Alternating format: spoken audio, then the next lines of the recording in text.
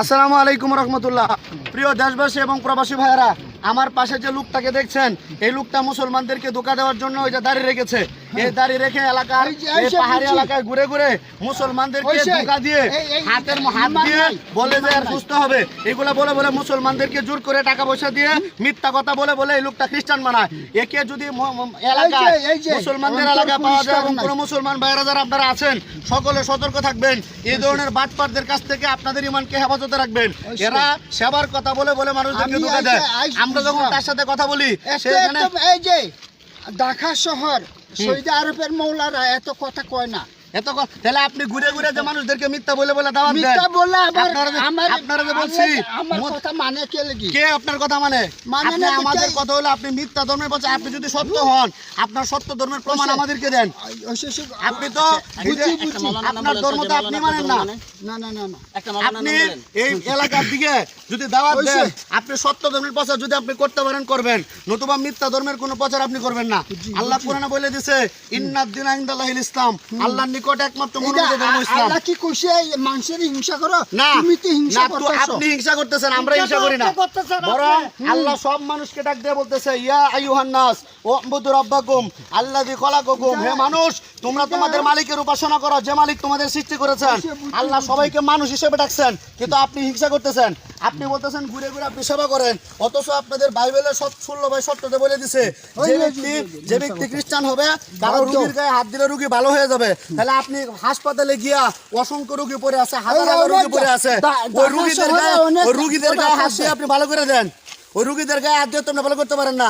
আপনি যে সমস্ত শহরে অনেক হাসপাতালের অনেক রোগী সুস্থ হইতেছে। ময়মনসিংহ সরপাড়া মেডিকেলের হাসপাতালে হাজার হাজার রোগী, একটা রোগীও তো ভালো হয় না আপনার। ভালো হইতে না কে লাগি? আমার এই যে হাতের সমস্যা, আপনি হাতটা ভালো করে দেন। হাতটা ভালো করে দেন, হাতের সমস্যা, হাতটা খুলে হাতটা ভালো করে দেন, হাতটা ভালো করে দেন। বিশ্বাস থাকলে ভালো হইব আপনার প্রতি কোনো ভালো করেন। হ্যাঁ বলেন।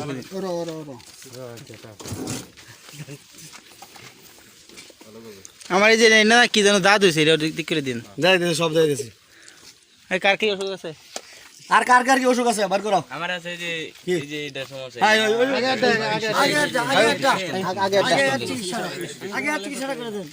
এটা কি? এটা কি? এটা কি বলেন? এটা আপনার গ্রন্থ কি? বাইবেল। তাহলে আপনি না বলছেন আপনি সেবা করেন, তাহলে বাইবেল নিয়ে করেন কেন?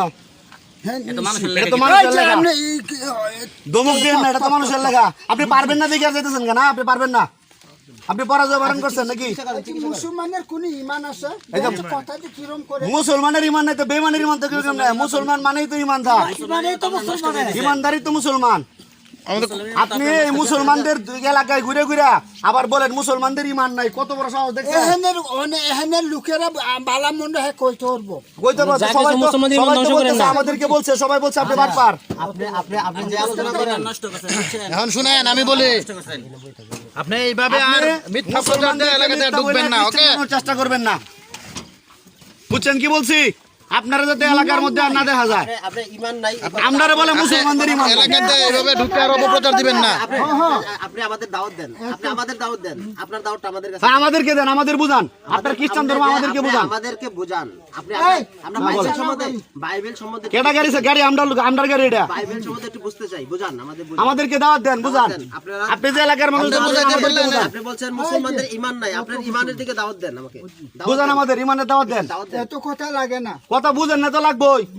আমরা লাস্ট বলে দিতেছি, এত কথা আমি বলি লাস্ট বলতেছি, একমাত্র সত্য ইসলাম। পারলে গ্রহণ করেন, না পারলে